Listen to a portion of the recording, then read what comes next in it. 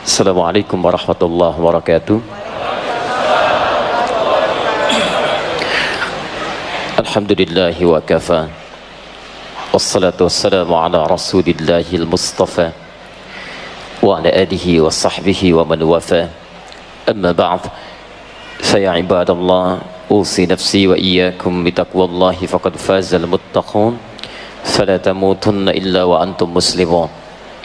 Faqala ta'ala: يا أيها الذين آمنوا اتقوا الله حق تقاته ولا تموتن إلا وأنتم مسلمون. وقال يا أيها الناس اتقوا ربكم الذي خلقكم من نفس واحدة وخلق منها زوجها وبث منهما رجالا كثيرا ونساء واتقوا الله الذي تساءلون به والأرحام إن الله كان عليكم رقيبا. Bapak Ibu, saudara-saudariku dimanapun Anda berada, alhamdulillah di antara sekian aktivitas kehidupan yang Allah berikan kesempatan pada kita menjalaninya, hari ini adalah kesempatan sisa hidup kita yang kita mohonkan pada Allah Subhanahu wa taala. Semoga Allah berkenan memberikan bimbingan kehidupan di hari ini sehingga hari ini bisa lebih baik dibandingkan dengan hari-hari sebelumnya. Saya bermohon kepada Allah, semoga siapapun yang berada di masjid ini dan sekitarannya mendapatkan karunia yang dijanjikan oleh Nabi Muhammad sallallahu alaihi wasallam dalam hadis riwayat Muslim nomor hadis 2010. Saya bacakan hadisnya. Qala Rasulullah sallallahu alaihi wasallam, satu kali Rasulullah sallallahu alaihi wasallam pernah bersabda, bima ma'na majtama'a qaumun fi baitin min buyutillahi. Tidak akan pernah berkumpul berdesakan hamba-hamba Allah di satu tempat di rumah-rumah Allah, yatluna kitab Allah, dengan tujuan ingin belajar sebagian dari tuntunan kitab Allah, wa yatadarasunahu fima bainahum, kemudian mereka diskusikan, pelajari dengan sesamanya, illa ghasyiyatuhumur rahmah, kecuali saat mereka mulai belajar sampai berpisah itu rahmat Allah akan diliputkan di sekitaran mereka. Wa nazalat alaihimus sakinah, dan ketentraman akan ditanamkan dalam jiwanya. Yang ketiga, wa haffathumul malaikah, dan malaikat ikut berkerumun dengan mereka. Yang keempat, wa dzakarahumullahu fi man 'indah, dan disanjung-sanjung mereka oleh Allah di sekitaran makhluk yang ada di sekitaran Allah sampai selesai mereka belajar. Maka Masya Allah, dari sekian hamba Allah yang beraktivitas, Bapak Ibu yang terpilih kemudian untuk mendapatkan anugerah hadis ini. Semoga pelajaran kita hari ini menghadirkan rahmat Allah Subhanahu wa ta'ala. Kedua, menghadirkan ketenangan dalam jiwa kita, sehingga para ulama hadis menyampaikan ini esensi belajar atau mengikuti pengajian dan ta'lim. Kalau isi pengajian tidak memberikan ketenangan dalam jiwa, maka ada yang salah dalam apa yang kita terima itu. Karena semua esensi dalam ibadah itu muaranya ketenangan dalam jiwa. Semua aktivitas ibadah dalam Quran umumnya disebut dengan kata zikir. Zikir. Salat itu zikir. Quran surah ke-20 ayat ke-14. Innani anallahu la ilaha illa ana fa'budni wa aqimis salata li dzikri. Saya Allah, tidak ada Tuhan yang layak disembah kecuali saya. Bagaimana menyembahnya? Sembah saya, tunaikan salat. Untuk apa salat? Li dzikri, untuk zikir kepada saya. Baca Al-Quran itu zikir. Zikir. Dan Quran disebut zikir oleh Al-Quran. Quran surah ke-15 Al-Hijr ayat ke-9, paling kanan di pertengahan. Inna nahnu nazzalna dzikra wa inna lahu lahafizun. Kami telah turunkan Al-Quran sebagai zikir. Quran disebut sebagai zikir. Penghafal Quran dia sedang berzikir. Bahkan menghafal Quran 4 kali disebutkan di satu surah yang sama. Quran surah ke-54 ayat 17, ayat 22, ayat 32, ayat ke-40. Walaqad yassarnal Qur'ana lidzikri fahal min muddakir. Sungguh kami telah mudahkan Al-Quran untuk diingat, dihafalkan. Menghafal Quran disebut sebagai zikir. Jadi ketika antum sedang menghafal Quran, Anda sedang berzikir. Doa itu zikir. Quran surah ke-7 Al-A'raf ayat 205. Wadhkur rabbaka fi nafsika tadarruan wa khifatan wa dunal jahri minal qaul. Silahkan berdoa, berzikir, kata Quran, dalam jiwamu dengan kalimat-kalimat yang lembut, dengan kata-kata yang menyentuh. Mohonlah kepada Allah dengan penuh ketawadhuan. Zikir, doa, istighfar, kalimat thayyibah pasca salat disebut dengan zikir. Astaghfirullah, astaghfirullah, astaghfirullah. Hadis Muslim nomor hadis 591. La ilaha illallah wahdahu la syarika lah, lahul mulku wa lahul hamdu wa huwa ala kulli syai'in qadir. Hadis Muslim nomor hadis 593. Subhanallah, subhanallah, subhanallah, alhamdulillah, alhamdulillah, alhamdulillah, Allahu akbar, Allahu akbar, Allahu akbar. Hadis Muslim nomor hadis 597. Itu zikir. Zikir disebut oleh Quran dengan zikir. Quran surah keempat An-Nisa ayat 103, paling kanan di pertengahan. Fa idza qadaytumus salata fadhkurullaha qiyaman wa qu'udan wa ala junubikum. Kalau Anda selesai menunaikan salat, bergegaslah untuk zikir kepada Allah. Anda boleh sedang sibuk, tapi bukan berarti kesibukan Anda menepikan zikir. Daripada jalan sambil ngobrol, kata Al-Quran, apa tidak susah mengucapkan kalimat astaghfirullah sambil berjalan? Subhanallah sambil berjalan. Sedang senggang, duduk. Sulit, sambil berbaring. Tidak ada sedikit pun peluang untuk mengelak darinya. Zikir. Dan ta'lim, belajar, mengajar seperti saat ini, itu bagian dari puncak zikir. Karena itu Nabi menyebutkan bahwa di hadis Muslim tadi, nomor hadis 2010, disebut amalan kita dengan zikir. Dan zikir yang baik itu adalah zikir yang memberikan ketenangan kepada jiwa. Quran surah ke-13 ayat ke-28. Ala bi dzikrillahi tatma'innul qulub.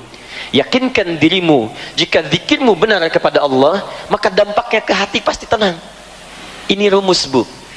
Kalau ibu sedang gelisah, jangan mengeluh. Mengeluh tidak menyelesaikan persoalan, Pak. Zikir, ambil air wudhu, buka mushaf, baca Al-Quran. Karena kata Quran, baca Quran itu menghadirkan ketenangan. Walaupun solusi belum datang, tapi ketenangan diberikan. Nikmat. Antum gelisah, ambil wudhu, salat. Apalagi ke masjid, Masya Allah. Masjid itu disebut tempat paling menenangkan di muka bumi. Quran surah kedua Al-Baqarah ayat 125, paling kanan di pertengahan. Wa idz ja'alna al-baita mathabatan lin-nasi wa amna. Dan ketika kami jadikan bait Ka'bah, masjid sekitarannya, tempat pusat bagi ibadah manusia dan tempat yang paling menenteramkan di bumi. Jadi kalau Bapak Ibu datang ke Ka'bah, segelisah apapun, sebesar apapun persoalannya, itu di depan Ka'bah bisa tenang kita. Tiba-tiba menangis, tenang. Masjid begitu. Antum gelisah, ambil air wudhu, datang ke masjid, salat 2 rakaat. Jangankan salat, masuk masjid aja auranya sudah beda. Masya Allah, begitu masuk salat, duduk, tenang. Alhamdulillah. Mudah-mudahan materi kita hari ini ada manfaat yang insya Allah Allah mudahkan untuk kita semua. Hasilnya menghadirkan ketenangan dalam jiwa dan bisa kita amalkan dalam kehidupan. Baik, kita mulai materi kita adalah tentang berwudu tanpa boros menggunakan air. Mohon izin supaya membiasakan dulu. Saya terbiasa untuk menguraikan dulu referensi-referensi dari Al-Quran dan hadis terkait materi yang coba kita akan uraikan. Kalau wudu, seperti apa wudu dalam Al-Quran dan Sunnah? Kemudian disebutkan jangan boros, seperti apa ukuran jangan boros dalam Al-Quran dan Sunnah? Bila ada itu didapati, itu lebih baik dijadikan sebagai rujukan dibandingkan kita mengungkapkan pendapat pribadi. Baik, bismillah, kita mulai. Kita mulai pertama tentang bahasan wudu dulu, baru kemudian seperti apa wudu yang baik. Perhatikan baik-baik, saya turunkan dulu keterangan dari Al-Quran. Cara belajar yang baik itu, jika akan membahas persoalan tentang ibadah, maka ada 3 turunan, 3 hal yang mesti diurai. 3 hal ini itu diisyaratkan dalam Al-Quran surah kedua Al-Baqarah ayat 129, posisi paling kiri sebelah atas.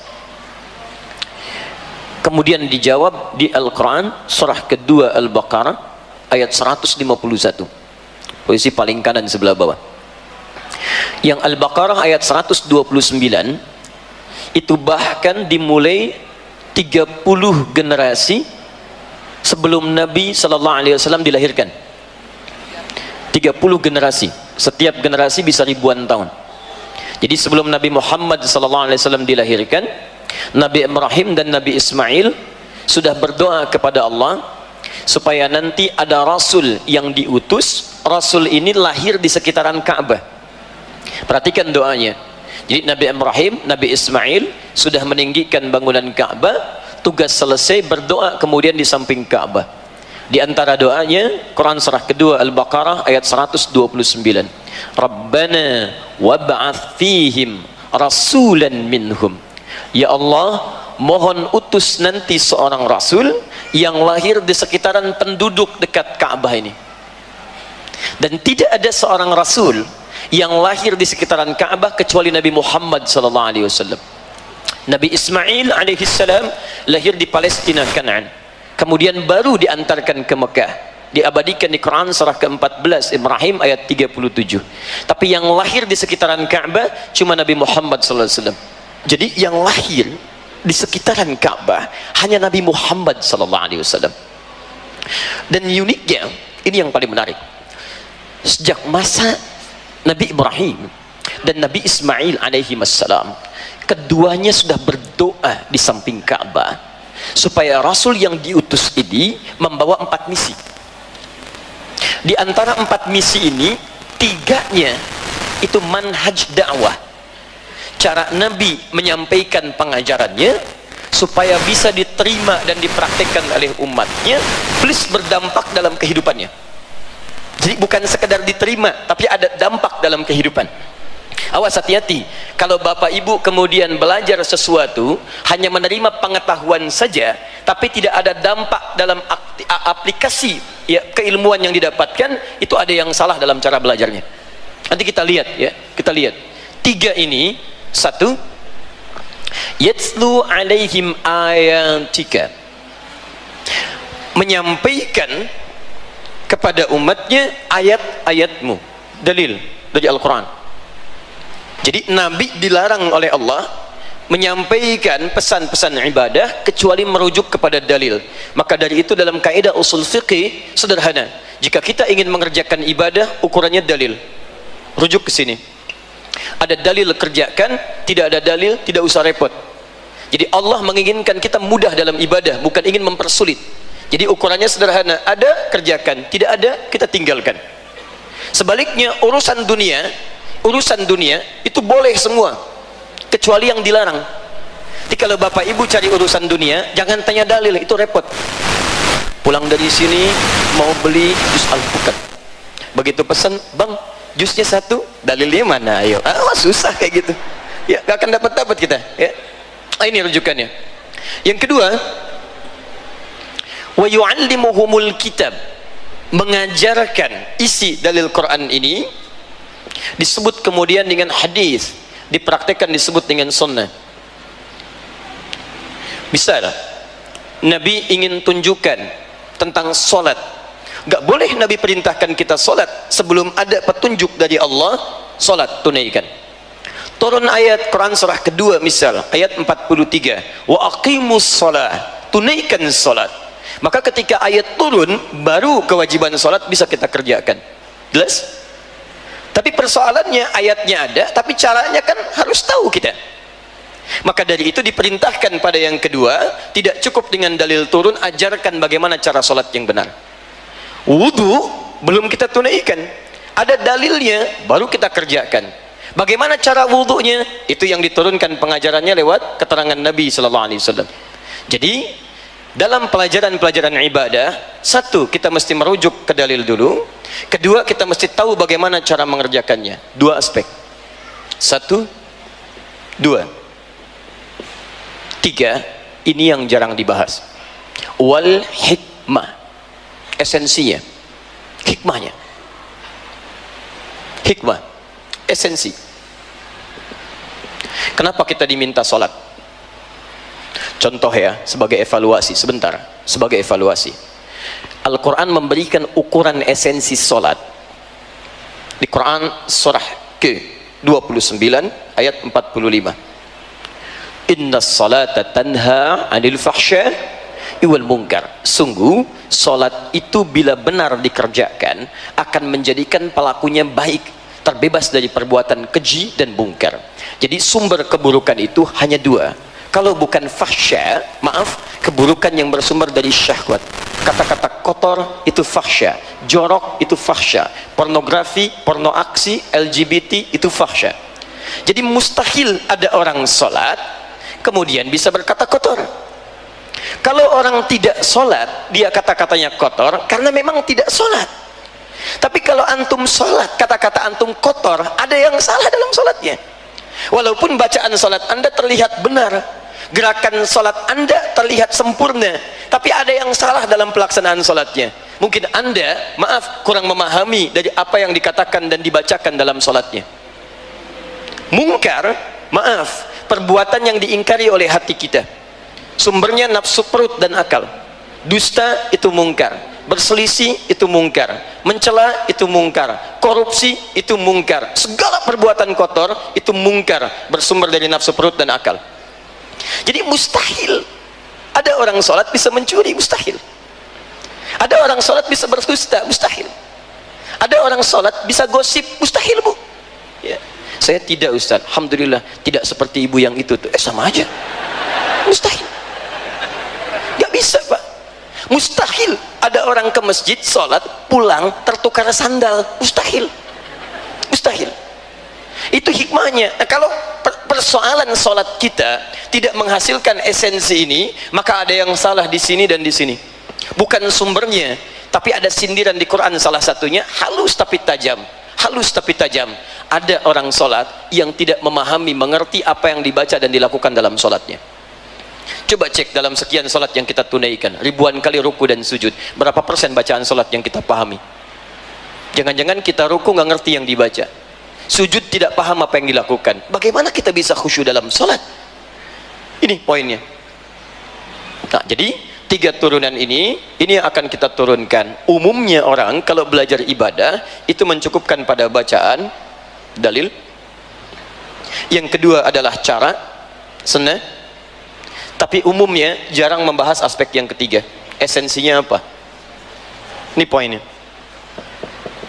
Ya, Bapak Ibu berdiri begini, ya, bersiap mau sholat, tangan diangkat sini. Caranya benar. Lisan mengucapkan Allahu Akbar. Dalilnya hafal. Ya, Abu Dawud nomor hadis 857. Fayaqulu Allahu Akbar. Pertanyaannya, kenapa tangan Anda seperti ini? Kenapa yang diucapkan Allahu Akbar? Bukan Allahul Azim, Allahur Rahman. Itu semua ada hikmahnya. Dan diajarkan pada Nabi sallallahu alaihi wasallam. Nah, ini yang akan coba kita turunkan terkait dengan persoalan wudhu. Apa dalil tentang wudhu? Bagaimana cara berwudhu? Dan apa esensi wudhu? Jangan-jangan tiap hari kita wudhu, tapi dampak dari wudhu tidak nampak dalam kehidupan kita. Sepakat sampai sini? Akan tinggal sepakat saja, Bu, ya. Saya yang datang, saya terangkan, saya tulis, saya hapus sendiri. Biasa, ya. Bismillah. Saking pentingnya tiga hal ini, itu diingatkan langsung oleh dua orang Nabi, Ibrahim dan Ismail alaihissalam, sebelum kelahiran Nabi Muhammad SAW. Itu jarak ke Nabi Muhammad ke Nabi Ibrahim sekitar 30 generasi. Setiap generasi bisa ribuan tahun. Nabi Musa ke Nabi Muhammad sekitar 2000 tahun. Kalau ini tidak penting, tidak akan dimohonkan oleh dua orang Nabi dan Rasul sekaligus. Ini menunjukkan tiga aspek ini sangat penting. Ini poin pentingnya. Maka doa ini dikabulkan oleh Allah Subhanahu wa taala setelah 30 generasi. Dengan turunnya Quran surah kedua Al-Baqarah ayat 151. Paling kanan sebelah bawah. Kama arsalna fiikum, dijawab, rasulan minkum. Sebagaimana kami telah utus di antara kalian, sekitaran Makkah, rasul dari kalangan kalian. Yatslu alaikum ayatina, satu, wa yu'allimukumul kitab wa yuzakkikum wa yu'allimukumul kitaba wal hikmah wa yu'allimukum ma lam takunu ta'lamun. Berdoa 30 generasi sebelumnya dikabulkan. Bahkan saat dikabulkan, Nabi Ibrahim dan Nabi Ismail tidak menyaksikan kehadiran nabinya. Ini pesan kata para pakar tafsir, bahwa dari sekian doa yang kita mohonkan itu akan selalu ada manfaat bagi diri kita, sekalipun saat dikabulkan belum tentu kita hadir di dalamnya. Jadi kalau bapak ibu memohon kepada Allah, misal, ya Allah jadikan di antara keluarga saya ada yang hafal Al-Quran. Mungkin yang hafal Quran bukan saat bapak ibu hidup, setelah anda meninggal di antara cucunya ada yang hafal. Hafal itu bukan karena dia hebat, mungkin karena doa anda. Jadi jangan putus dalam berdoa. Ketika anda berdoa tentang apapun, akan ada kebaikan di dalamnya. Selain pahala, ada pengabulan yang luar biasa. Jadi jangan cepat kecewa kalau kita berdoa seketika belum terkabul. Mungkin ada hikmah yang besar di dalamnya. Nabi Ibrahim, Ismail, dua nabi disayang oleh Allah. Satu gelarnya Khalilullah, paling dekat dengan Allah. Abul Anbiya, bapak para nabi. Surganya jelas, keturunannya nabi rasul seluruhnya hampir umumnya dekat dengan Allah, dijaga dari maksiat, tingkat surga paling tinggi. Berdoa kepada Allah 30 generasi baru dikabulkan, dan tidak mengeluh. Anda nabi bukan, rasul bukan, surga belum jelas, amalan berantakan, hisab masih menegangkan, tidak ada dari kita keturunan nabi. Mohon maaf ya, coba lihat, baru berdoa 30 menit saja sudah mengeluh. Saya sudah di rumahmu ya Allah, saya sudah bermohon, saya sudah tahiyatul masjid, Masya Allah, kenapa belum dikabulkan juga? Kurang banyak dan kurang sabar. Satu, kita mulai tentang wudhu. Bapak ibu sekalian, pertama kita ambil ukuran dulu melalui definisi apa itu wudhu, sehingga dengan ukuran itu kita bisa turunkan pada praktek dengan mudah. Wudhu itu ada dua pemaknaan. Satu, pemaknaan secara bahasa. Kedua, pemaknaan secara tafsir bahasa. Jadi ada pengertian secara bahasa murni, ada pemaknaan secara tafsir bahasa yang diambil dari keterangan Al-Quran dan hadis. Secara bahasa, wudhu itu disebut dengan an-nadhafah, al-husnu wan-nadhafah, bersih dan indah. Bersih dan indah secara bahasa. An-nadhafah, bersih dan indah. Diharapkan dengan orang ketika berwudu, dengan wudu itu maka semakin bersih tampilan dirinya dan nampak indah dalam penampakan perilakunya. Kenapa saya sebut dengan penampakan perilaku? Karena kalimat keindahannya bukan menggunakan kata jamalah tapi husnun. Ingat, kata husnun dalam bahasa Arab itu menggambarkan keindahan dari aspek akhlak, perilaku, bukan tampilan fisik. Kalau tampilan fisik itu orang Arab menyebutnya dengan jamalah. Jamalah dari kata jamalah, jamalun, seperti ini. Kalau pakai sifat pakai ta, ini artinya ganteng, cantik, keindahan secara fisik. Tapi pakai alif pak ya, jamal. Jamal, kalau alifnya dibuang, Jamal, ini unta. Ya. Siapa nama bapak? Jamal. Masya Allah. Begitu umrah di visa dituliskan tanpa alif lagi, Jamal begini. Ini yang repot. Begitu masuk kemudian proses imigrasi, itu bengong petugasnya. Pakai alif, Jamal. Kalau ini melekat pada seseorang, kalau laki-laki misalnya, maka berubah jadi Jamil namanya. Jamil, ya. Yang mengambil sifat ini ya pada tampilan fisik, laki-laki ganteng, jamil. Misal namanya Saiful, sifatnya ini jadi Saiful Jamil. Misal. Kalau perempuan tambah tak di ujungnya, Jamilah, cantik secara fisik. Misal namanya Mulan, pakai Jamilah, Mulan Jamilah misal. Kenapa? Contoh saja. Nah, tapi kalau yang tampak keindahan itu dari aura kebaikan, kelihatannya seperti biasa bagi kalangan sementara orang. Ukuran cantik dan gantengnya tidak terlampau tinggi, tapi akhlaknya mulia. Nah, itu dalam bahasa Arab disebutnya bukan jamil jamal lagi, tapi husnun. Husnun. Sifat orangnya disebut dengan hasan, perempuannya disebut dengan hasanah. Jadi kalau bapak ibu ingin jadikan laki-laki kepada perempuan, tinggal tambah tak di ujungnya. Muslim tambah tak, perempuan muslimah. Mukmin perempuan mukminah. Shaim perempuan kan? Itu. Nah, orang wudu itu, maaf ya, lihat baik-baik. Jadi sifat wudu itu dari segi bahasa sudah jelas. Bukan sekedar menghadirkan kebersihan dalam fisik. Mohon izin, maaf, wajah dibersihkan, bersih luarnya. Tapi apakah kebersihan wajah itu memancarkan akhlak yang mulia di wajah? Kalau antum bersih wajahnya, tapi suram senyumnya, tidak ada akhlak kebaikan di wajahnya, ada yang salah dalam wudunya. Tangan dibasuh, bersih.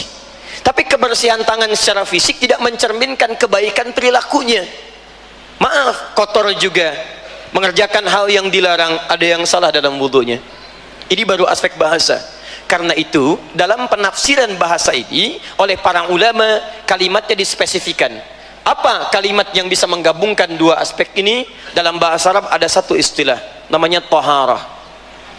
Taharah. Kalau sudah disebutkan taharah, maka keduanya menjadi satu. Kalau cuma nadhafah, itu bersih luarnya. Bersih luarnya. Pernah dengar kalimat ini? An-nadhafatu minal iman. Kebersihan sebagian daripada iman. Itu hadis palsu. Ya.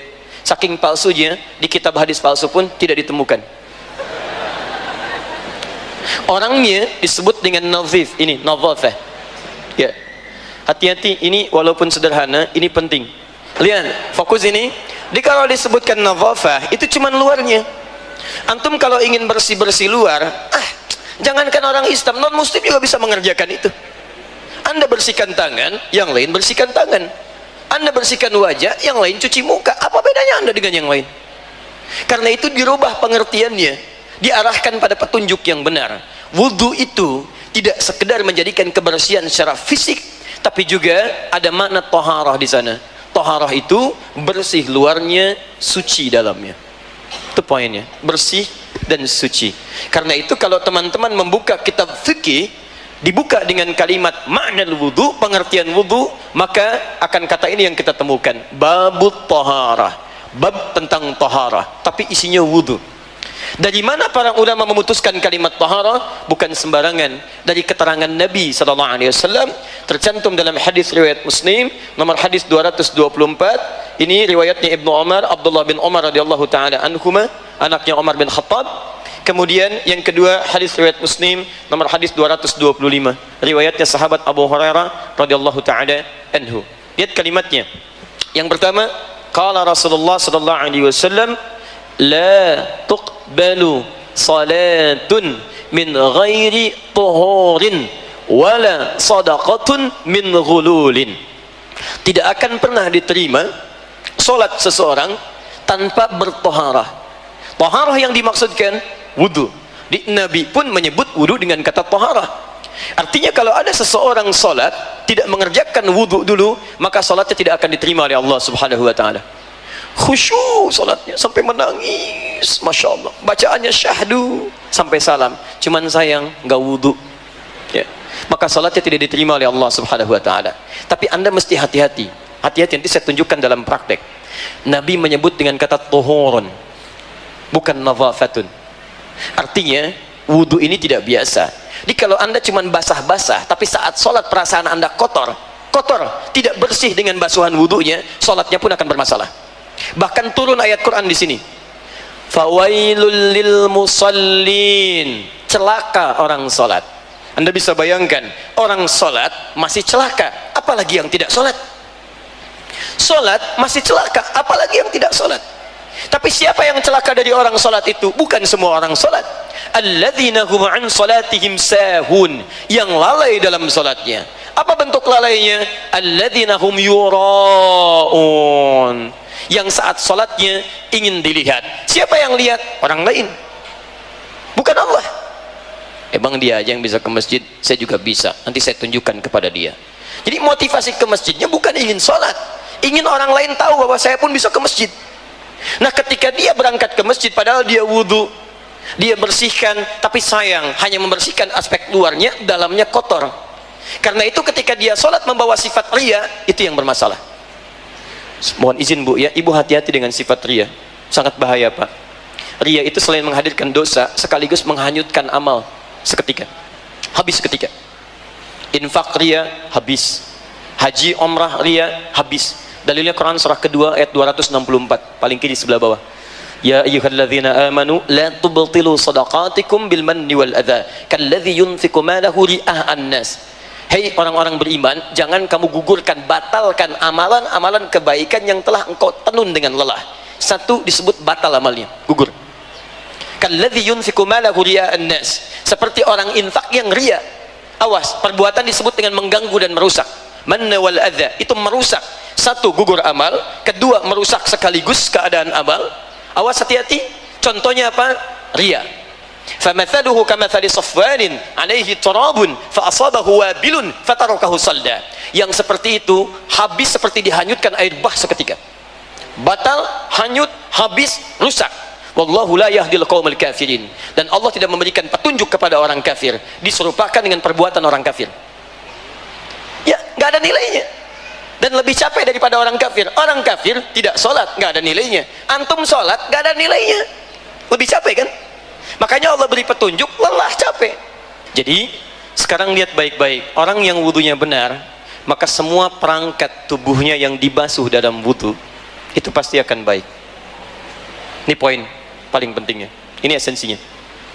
Nah sekarang coba cek berapa kali kita dalam sehari berwudu, dan berapa banyak aspek wudu itu bisa hadir dalam perilaku kita.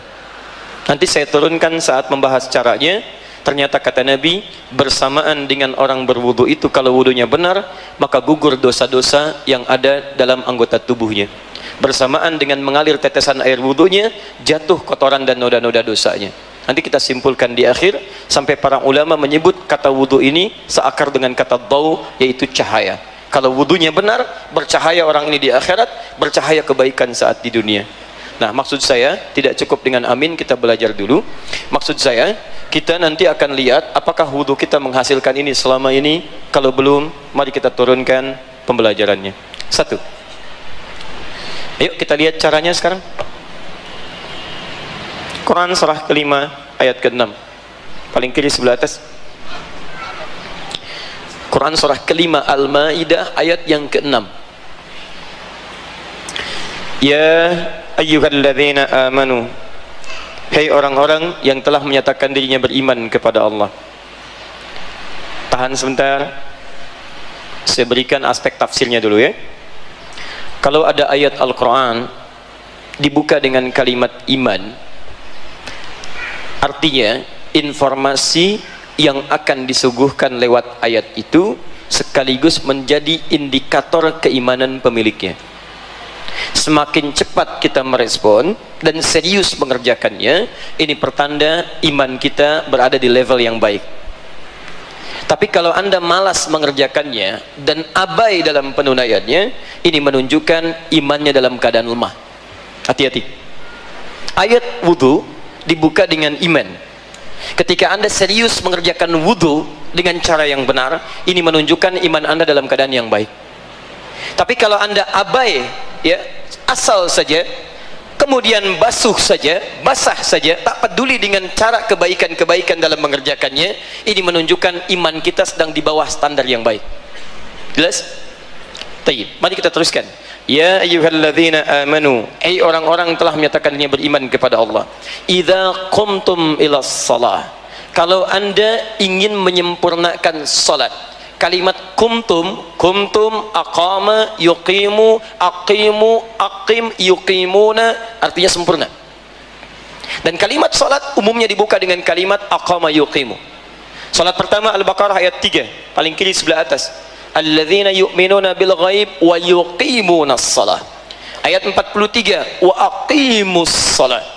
Quran surah 11 ayat 114, wa aqimis shalah. Quran surah 17 ayat ke-78, aqimis shalah. Quran surah ke-29 ayat 45, wa aqimis shalah innas salata tanha 'anil fahsya'i wal munkar. Aqim, aqama, yuqimu, yuqimun. Makanya sebelum kita salat diadakanlah kemudian iqamah. Iqamah itu bukan tanda dimulai salat, salah satu maknanya. Kalau tanda awal salat itu azan. Iqamah itu isyarat kepada kita agar bersiap-siap menyempurnakan sholat kita. Ini bukan sekedar ada, ayo siap-siap sholat, bukan sekedar itu. Makna lebih dalamnya, hei sekarang sholat akan dimulai, ayo siap-siap, sempurnakan. Jangan sampai sholat kita gagal di hadapan Allah subhanahu wa ta'ala. Makanya disebutkan iqamah, iqamah, iqamah. Orang kita menyingkat dengan qomat. Ya, qomat tuh kalau orang Arab gak kenal bu, ya Pak, itu singkatan orang kita, orang Indonesia. Orang kita tuh luar biasa, singkatannya kadang-kadang lebih dalam daripada orang Arab. Di Arab ada singkatan, ada. Bahkan kalimat-kalimat dalam istilah ada singkatan. La haula wala quwwata illa billah, hauqala. Allahu akbar, takbir. Alhamdulillah, tahmid. Bahkan ayat Al-Quran itu ada istilah singkatannya. Alhamdulillahi rabbil alamin, hamdalah. Bismillahirrahmanirrahim, basmalah. Ada. Saya sudah 8:30 ya. Mari kita tutup dulu sesi ini dengan sama-sama mengucapkan hamdalah. Hamdalah. Bukan. Alhamdulillahi rabbil alamin. Ada singkatan. Cuma kadang orang-orang kita kalau menyingkat itu lebih dalam. Ujungnya bisa disingkat. Ya, ujungnya, ambil ujung, sebutkan. Saya olahraga di Timur Tengah, misal main bola aja ikut-ikutan gitu, sekedar ikut. Itu kalau orang Arab minta dioper, sebut namanya lengkap. Abdurrahman bawa bola. Abdurrahman wallahi ta'ala wazza'. Oper sini, oper. Saya bawa bola. Wallahi adi oper. Wazza' ta'ala. Orang kita tidak. Abdurrahman man wazza' oper. Di qomat iqamat qomat. Masih beruntung bukan mat. Qamah. Nah, iqamat itu asalnya bukan sekedar kalimat tapi siap-siap menunaikan salat. Nah, ayat wudu dibuka dengan kesempurnaan salat. Idza qumtum ila shalah. Kalau ingin salat Anda sempurna. Kata para pakar tafsir, ayat ini terkesan memberikan isyarat bahwa wudu atau kesempurnaan wudu terkorelasikan dengan kesempurnaan salat. Artinya orang yang tidak sempurna wudunya, maka bisa dipastikan salatnya pun tidak akan sempurna. Jelas ya? Baik. Dari mana Ustaz tahu keterangannya? Tafsir dari Nabi sallallahu alaihi wasallam di hadis riwayat Al-Bukhari nomor hadis 744, di hadis Muslim nomor hadis 397, keterangan di kitab Subulus Salam jilid yang kedua halaman 31. Hadisnya dikisahkan oleh sahabat Abu Hurairah radhiyallahu taala anhu. Kisahnya dialami oleh seorang bernama Khalad bin Rafi' Az-Zuraiqi. Demikian kisahnya. Qala, sahabat menyampaikan, bima makna, ja'a rajulun ila Nabi sallallahu alaihi wasallam. Datang seorang lelaki kepada Nabi sallallahu alaihi wasallam. Namanya Khalad bin Rafi' Az-Zuraiqi. Fadakhala ila al-Masjid Nabawi. Dia masuk ke Masjid Nabi. Fa shalla bi janbin Nabi sallallahu alaihi wasallam. Maka dia salat di samping Nabi sallallahu alaihi wasallam. Ilustrasinya demikian. Wan nabiyyu fi nahiyatin ukhra min al-masjid. Dan Nabi di sisi lain di masjid. Jadi ini orangnya salat, ini Nabi posisi di sini. Falamma sallama yaminan wa shamala, tatkala selesai salatnya, dia salam ke kanan dan ke kiri. Thumma atan nabiyya sallallahu alaihi wasallam. Dia mendatangi Nabi sallallahu alaihi wasallam. Faqala assalamu alayka ya Rasulullah. Dia berkata assalamu alayka ya Rasulullah. Faqala lahu Rasulullah sallallahu alaihi wasallam. Maka menjawab kepadanya Rasulullah sallallahu alaihi wasallam, wa alaikassalam wa rahmatullah. Wa alaikassalam wa rahmatullah, irji' salli fa innaka lam tusalli. Silahkan Anda salat lagi karena Anda belum salat. Padahal sudah salam. Fa'ada salatahu 3 maratin. Maka dia mengulang salatnya sampai 3 kali. Faqala lahu an-nabiy sallallahu alaihi wasallam mithla ma kana. Namun Nabi tetap mengulang kalimat serupa. Anda salat lagi karena Anda belum salat. Anda bisa bayangkan, sudah 3 kali salat. Orang ini sahabat, salat dekat Nabi di masjid Nabi. Kata Nabi setelah salam, Anda belum salat. Faqala, maka dia berkata, ya Rasulullah, ma uhsinu ghairah. Ya Rasulullah, saya nggak bisa lebih baik lagi daripada yang tadi. Alimni, tolong ajarkan saya. Nah, ketika Nabi mendengar kalimat itu, maka beliau kemudian bersabda, faqala idza qumta ila shalah. Kalau salat kamu ingin sempurna. Lihat ibu bapak sekalian, kalau tidak penting masalah ini, mustahil Nabi meminta mengulang. Kalau salat kamu ingin sempurna, asbighul wudu. Mulai dengan menyempurnakan wudu dulu. Begini caranya, diajarkan dari awal sampai akhirnya. Thumma istaqbilul qiblah, baru menghadap ke arah kiblat. Begini caranya. Fakabbir, kemudian bertakbir, begini caranya sampai dengan salamnya. Nah, kata para ahli hadis, kalau hadis ini langsung memulai kepada salatnya, misal kata Nabi, idza qumta ila shalah istaqbilul qiblah. Kalau ingin sempurna salatnya, langsung menghadap kiblat. Kalau kalimat hadisnya menunjuk pada salatnya langsung, ini menunjukkan wudunya sudah sempurna. Tapi ketika kalimat arahan Nabi dimulai dengan sempurnakan wudu, begini caranya, kata para ahli hadis, orang ini sudah punya masalah sejak wudunya. Kalau wudunya tidak punya masalah, mustahil Nabi menyinggung wudunya. Dan kata para ahli fikih, ini menunjukkan wudu akan berdampak pada benar tidak salatnya. Bapak ibu pulang ke rumah, lihat anaknya bagaimana saat berwudu. Kalau wudunya sudah keliru, pasti salatnya akan berantakan.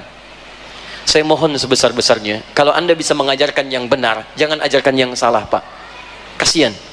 Maka dia akan tumbuh dengan cara yang keliru.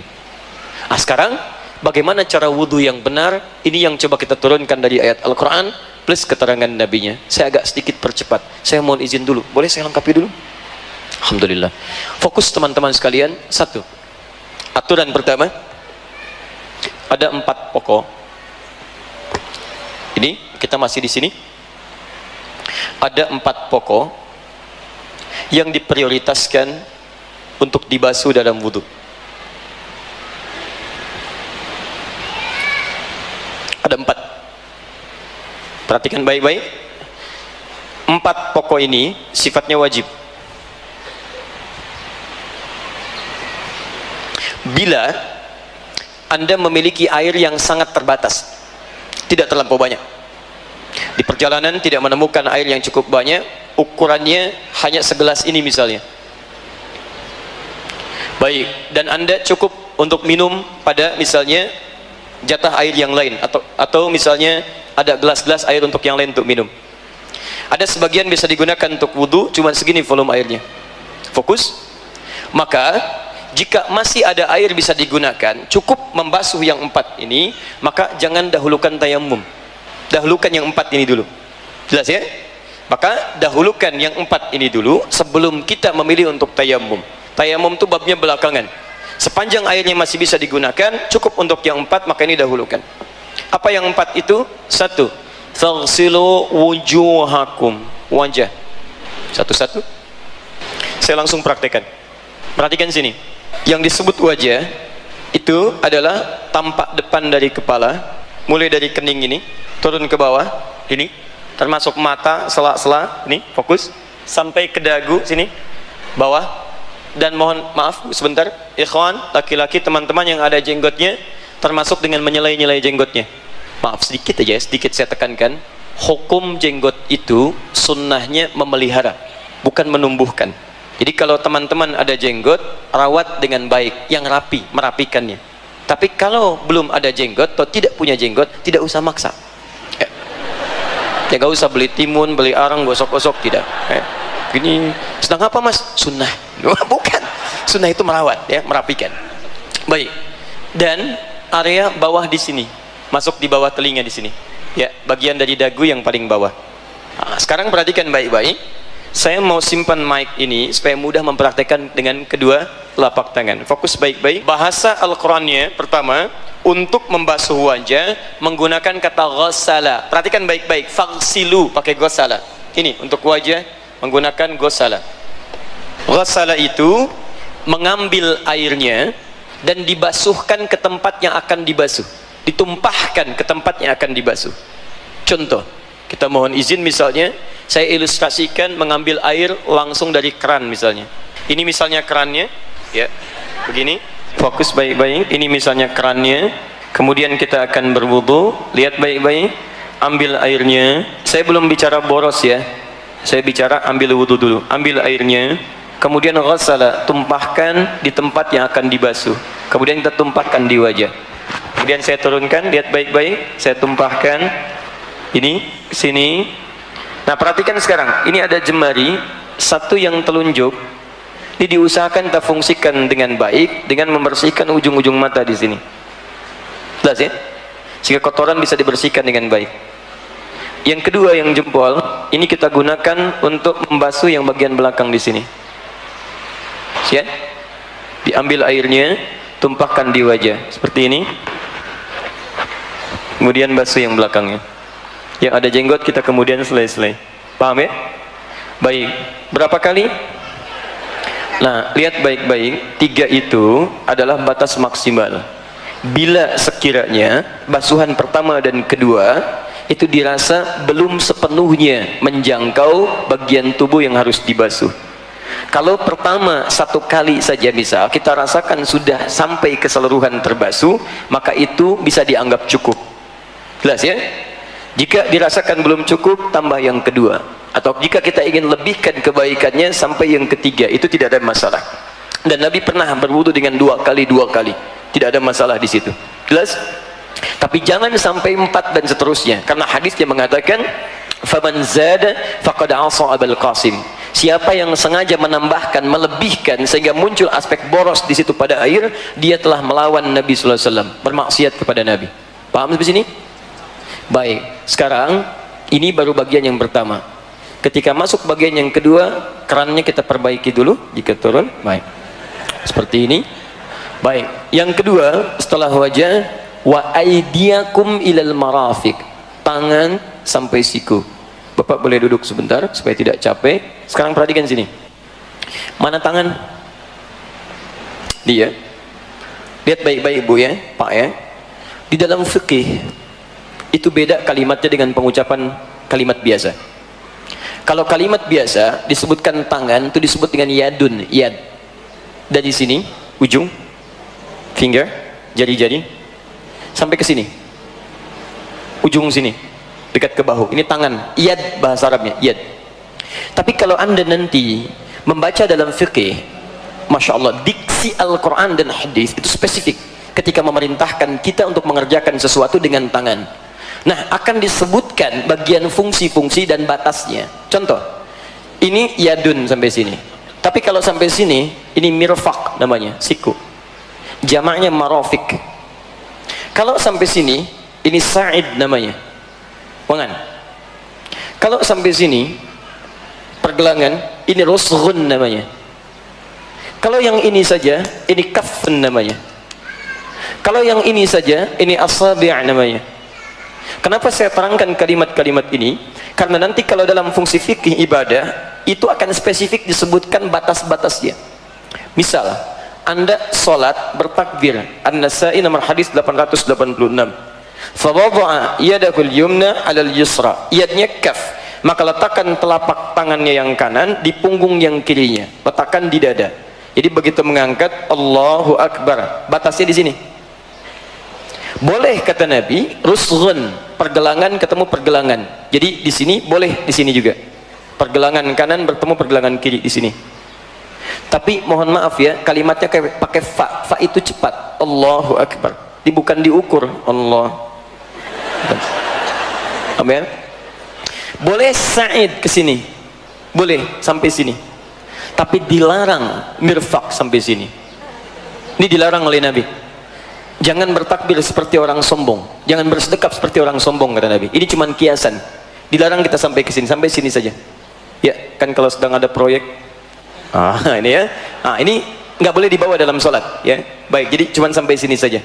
Jelas ya? Baik, fokus. Wudu batasnya hanya sampai sini. Marafik, ya, marafik hanya sampai sini. Sekalipun dilebihkan, tidak boleh berlebihan sampai sini misalnya. Ya. Melebihkan sedikit dari sini untuk memastikan jangkauan semua sampai siku kena, bukan ingin sekedar lebih lewat, bukan ya. Jadi batasnya sampai siku. Dan lihat bahasa Qurannya menggunakan ila. Ila itu harful goyah, memulai sesuatu sampai tujuannya, bukan dari tujuan ke asal, tapi dari asal ke tujuan. Kata Quran, basuh tangan sampai siku, asal tujuan, bukan tujuan ke asal. Jadi ketika kerannya kemudian mulai akan kita basuh, ya, lihat dengan airnya, ambil air, ini asalnya tangan sampai siku, airnya ambil, tumpahkan dari tangan sampai siku, bukan siku ke tangan begini.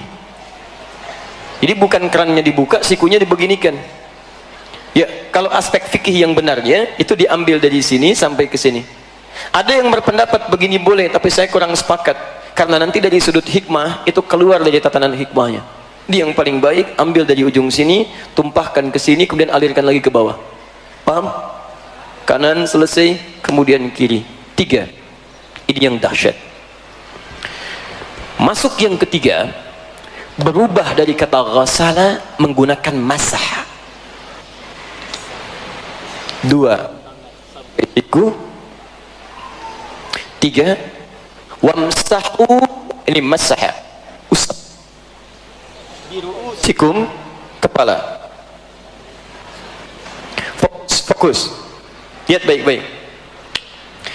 Yang ketiga, Ru'us jama' dari kata ra'sun, artinya kepala.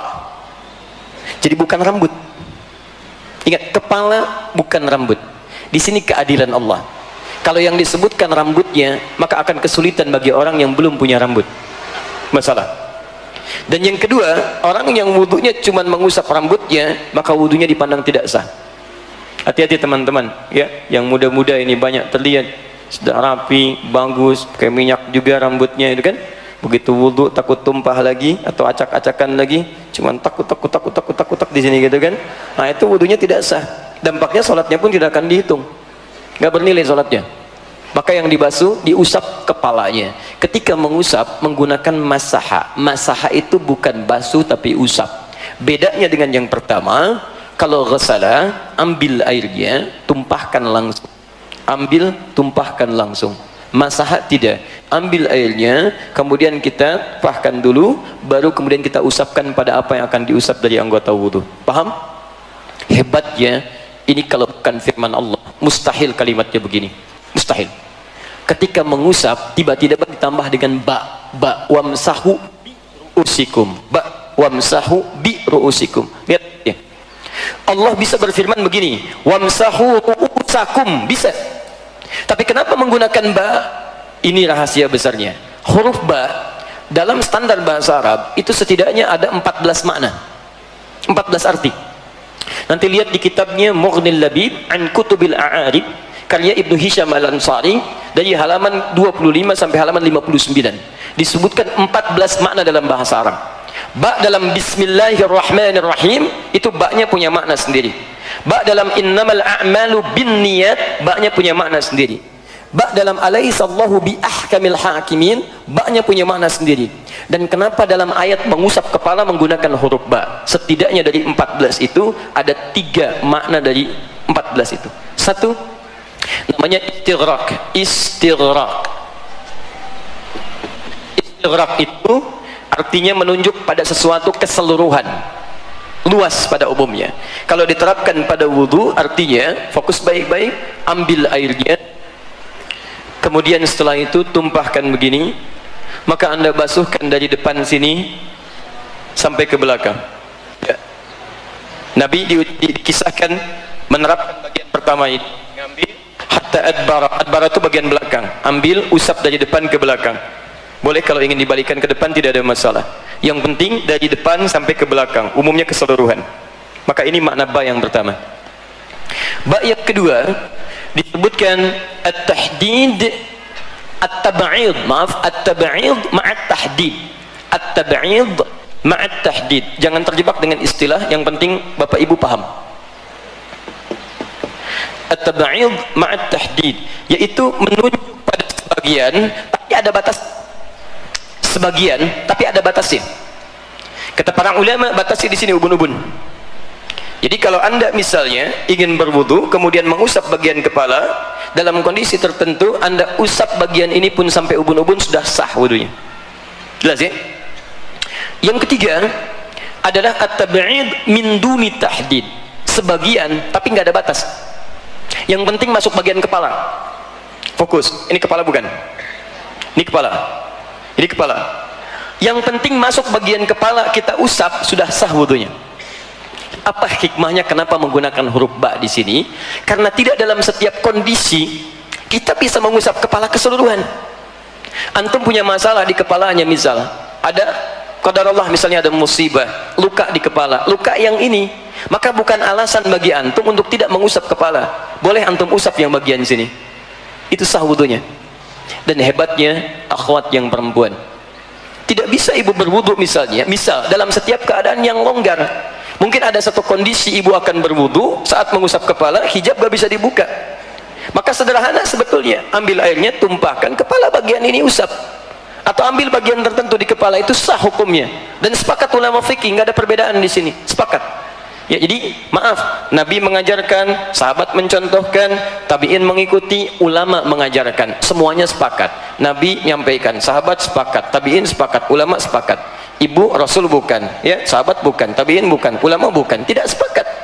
Ibu yang kurang sehat ya. Jelas ya? Maka ini faedahnya kenapa menggunakan huruf ba. Nah, itu untuk kepala. Terakhir, yang keempat, wa arjulakum ilal ka'bain. Perhatikan baik-baik. Allah mengembalikan harakat dari i ke a. Tadi wamsahu biru'usi i. Tapi ketika menyebut kaki kembali ke a. Wa arjulakum, ikut hukum sebelumnya. Ketika kalimatnya menggunakan a bukan i, berarti hukumnya diikutkan pada hukum yang awal. Wa aidiakum a, pakai a. Wa arjulakum a, berarti hukum membasuh kaki sama dengan hukum membasuh tangan. Arti salah bukan masaha. Ini basuh kaki. Karena ghasala, maka prakteknya mohon izin, perhatikan baik-baik. Yang basuh pertama karena menggunakan ghasala, maka airnya diambil, ditumpahkan di kaki. Batas kakinya, mohon maafkan saya angkat agak tinggi ya supaya terlihat. Batas kakinya itu dari sini jemari bawah sampai ke pergelangan kaki di sini. Mata kaki. Jelas ya? Baik, ini mata kaki sampai sini. Sampai mata kaki ingat batasnya. Ini rijlun sampai sini, ini rukbatun, ini rusghun, mankab. Ini mata kaki, ini lutut, ini paha. Awas kenali baik-baik ya. Tadi kepala, tadi tangan ya sampai ke kaki. Kepala, pundak, lutut. Sekarang masuk ke sini. Lihat sekarang. Lihat fokus. Cara membasuhnya, ambil, tumpahkan di tempat wudu, paling bagus bagi 3. 1, kita mulai dengan bagian pertama di jari-jari ini. Sela-sela. Kalau bisa antum selai-selai dulu, ambil, kemudian selai-selai dulu di sini. Ya, gunakan kelingking. Kenapa bukan jempol Ustaz? Kegedean. Udah, jangan banyak dibahas. Ini hati-hati dengan kotoran yang di sini. Ada di sela-sela yang jempol. Karena banyak orang bermasalah sampai diancam oleh Nabi. Ada orang yang diancam dengan siksa kubur karena sengaja meninggalkan kotoran di kakinya. Karena tidak sopan. Antum masuk ke sini pakai sepatu kotor, diterima nggak oleh DKM? Tidak. Antum menghadap Allah pakai kaki kotor, kan tidak menyenangkan. Dan dia tahu itu kotor, cuman sengaja nggak dia basuh. Maka seakan-akan menghadirkan maksiat yang nyata di hadapan Allah Subhanahu wa taala dan diancam dengan hukuman yang besar. 1 di sini. Kedua, ambil air, tumpahkan lagi, usap bagian belakang di sini, bagian belakang. Ketiga, ambil air keseluruhan, maka ratakan keseluruhannya. Ya, basuh keseluruhan. Selesai 4 ini. Paham? Baik, saya teruskan sebentar. Apa? Ini yang 4. Kita baru belajar cara. Nah, yang 4 ini diprioritaskan kalau kondisi airnya memang diduga cukup hanya membasuh yang 4 itu saja dan bisa digunakan. Maka jangan dulu dahulukan tayamum, tapi prioritaskan yang 4. Jika airnya cukup banyak, maka kita sempurnakan dengan sunnahnya dan tambahan pahala bisa kita raih. Apa di antara sunnahnya?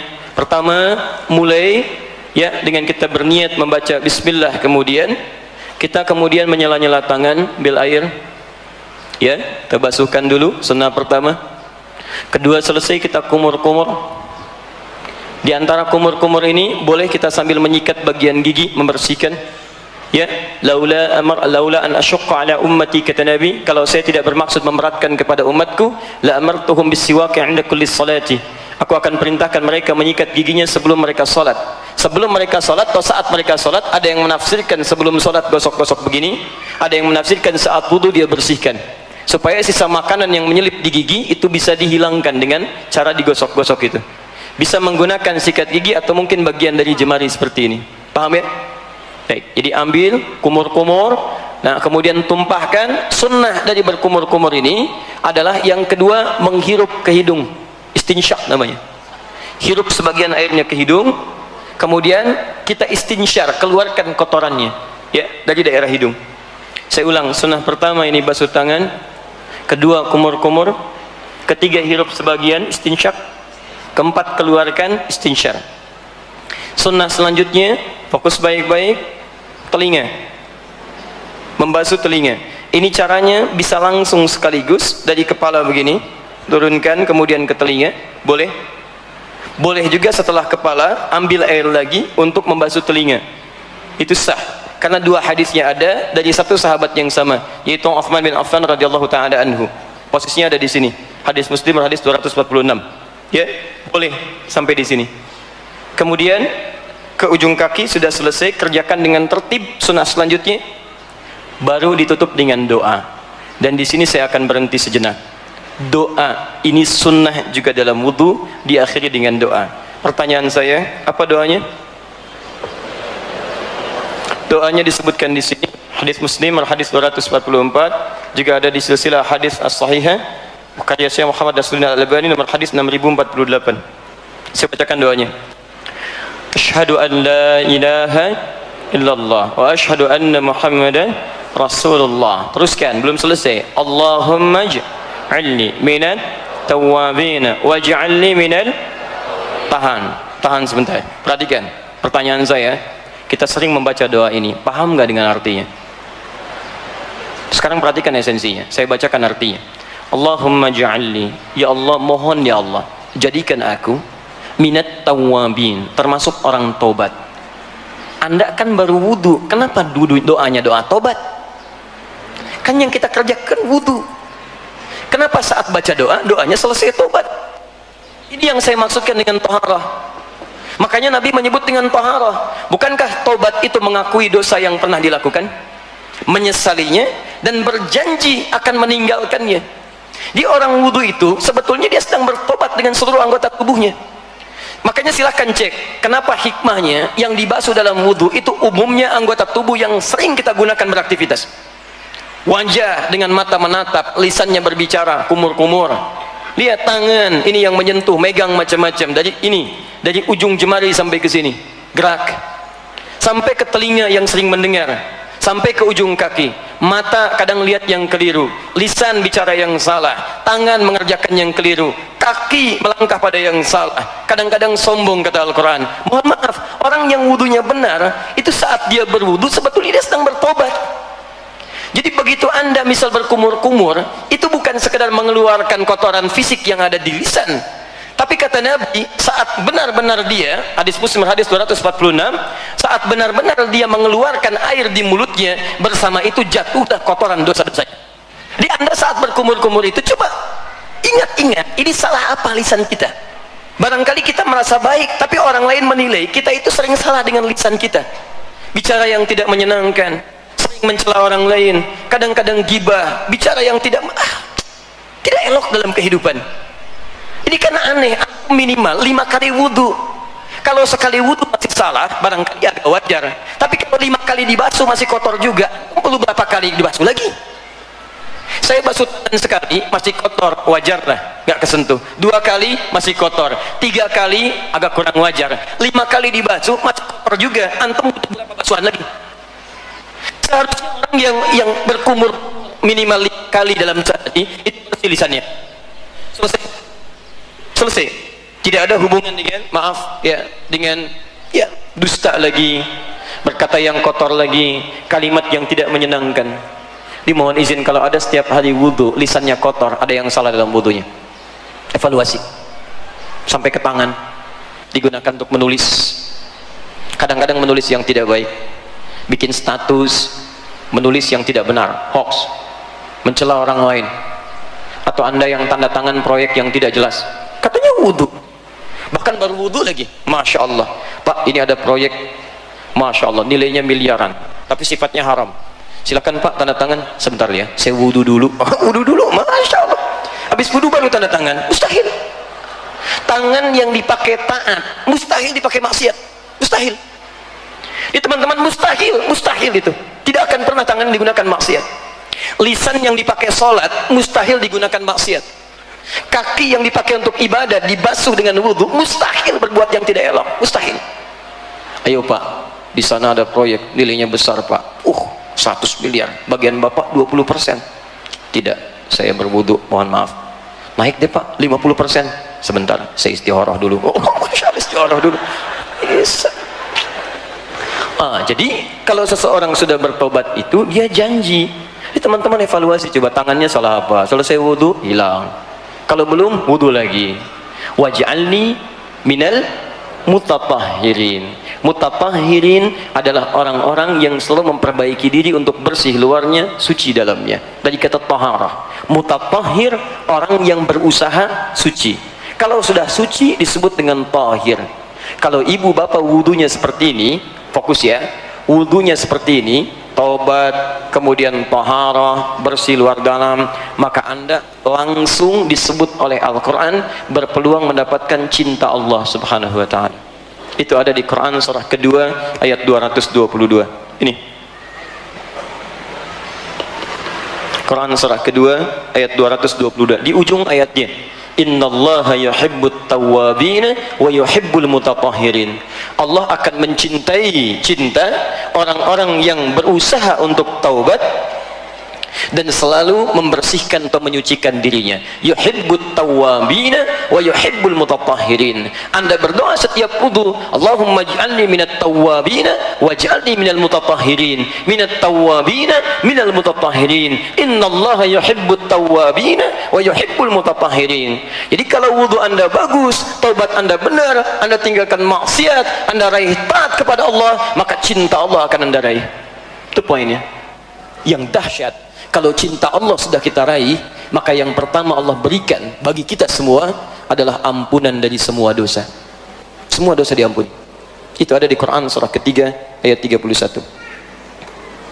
Dosa sebesar apapun, walaupun israf dalam dosa, Quran surah 39 ayat 53. Perhatikan rumusnya, saya berakhir di sini. Qul, Quran surah 3 ayat 31.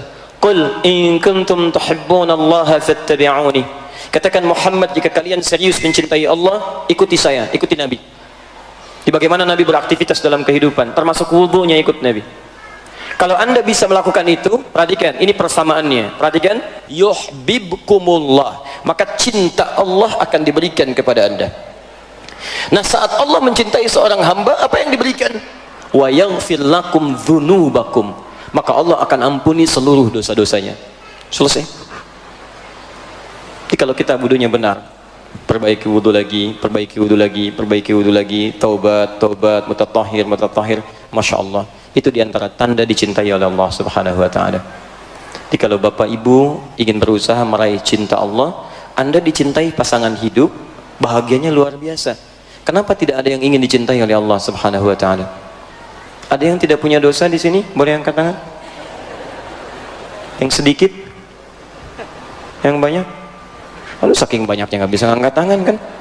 Dan sekarang diberikan peluang untuk diampuni dosa, kenapa tidak kita raih? Bahkan israf itu dosa paling tinggi. Boros dalam dosa, jadi semua pengen diraih. Kalau ini bohong saja, ini mencela saja, ini pukul saja. Kalau yang ini, kalau ada orang berbuat dosa belum dia kerjakan, kayaknya kurang. Mas, sudah pernah mukul orang? Belum saya. Tuh ada di sana. Mana? Datang. Oh, Masya Allah. Jadi kalau belum melakukan dosa, gatal tangannya. Tiba-tiba dia ingin kembali, maka ada jalan untuk kembali di Quran surah 39 ayat 53. Qul ya ibadiyalladzina asrafu ala anfusihim la taqnatu min rahmatillah. Hei, katakan Muhammad pada hamba-hamba Allah yang banyak dosanya berlebih, jangan putus asa dari rahmat Allah. Caranya salah satunya ini, taubat dan perbaiki dalam wudu. Jelas di sini? Baik, syaratnya tidak berlebihan juga dalam wudunya. Karena israf diantaranya bermakna berlebihan dalam menggunakan sesuatu, termasuk air wudunya. Maka kami tutup dengan Quran surah ke-7 ayat 31. Ya bani Adam khudhu zinatakum 'inda kulli masjid. Hai anak cucu Adam, silahkan berikan tampilan terbaik saat ada panggilan dari masjid, maksudnya salat, kenakan yang terbaik, termasuk wudu dengan baik. Wa kulu washrabu wala tusrifu, silahkan makan, minum, tapi jangan berlebihan. Tusrifu, kalimatnya menggunakan israf, bukan dimakan minum saja. Dosa bisa israf, wudu bisa israf. Karena ada orang minum berlebihan, ada orang menggunakan air berlebihan. Minum pakai air, wudu pakai air. Karena itu pakai para ulama fiqih, berlebihan dalam wudu pun itu termasuk bermaksiat kepada Nabi dan dosa di hadapan Allah subhanahu wa ta'ala. Jadi kalau nanti gunakan air, ada 3 sifat air dipakai wudu. 1, air yang seperti ini berada dalam satu wadah tertentu. 2, air yang ada dalam keran yang bisa diatur. 3, air yang mengalir seperti di sungai atau lautan sekitarnya. Kalau yang 3 itu nggak ada masalah. Yang seperti ini dengan keran itu yang kita kondisikan. Saya akhiri, kalau pakai keran, maka kita atur, jangan sampai terlampau berlebihan. Ya. Saya biasanya seperti ini, biasanya kalau ada keran, nah ini biasanya kalau tidak dikecilkan, maka kita ambil dulu, kemudian setelah kita ambil ya air secukupnya. Lalu setelah itu kita coba matikan. Jadi kita ambil begini, kita matikan, kemudian kita basuh. Tepuk tangan kita ambil dari sini, ini kita matikan. Ya, itu bisa menghemat air dan cukup luar biasa. Ini kalau seperti ini, ya, saya ambil contoh yang ini karena lebih mudah konsekuensinya. Jadi seperti ini, ambil airnya begini, tutup, ya, kemudian baru kita basuhkan ke wajah. Ambil lagi airnya, baru kemudian ke tangan sampai siku. Kenapa tadi tidak siku dari tangan, tapi tangan sampai siku yang ini dulu? Karena ini yang sering banyak kita gunakan dalam keseharian. Ini yang banyak dosanya dibandingkan yang ini. Makanya saat Anda basuh dari sini, bayangkan dosa apa yang pernah dikerjakan oleh jemari-jemari kita. Ya, paham ya? Sampai ke sini, sampai kita turunkan lagi. Itulah barangkali inti materi yang kita bahas dalam kesempatan ini. Sudah dulu ya? Saya mau ke Turki ya, jadi mohon izin. Jadi kita pamit dulu. Ini nanti insya Allah ya, kita nanti ini bawa. Nanti staf kami di Akhir TV akan bawa ini. Ini akan dikumpulkan, dirapikan dalam bentuk tulisan. Dalam sesi Al-Quran Sunnah Solution, nanti insya Allah terhubung dari Turki, kita akan jawab pertanyaan-pertanyaan ini.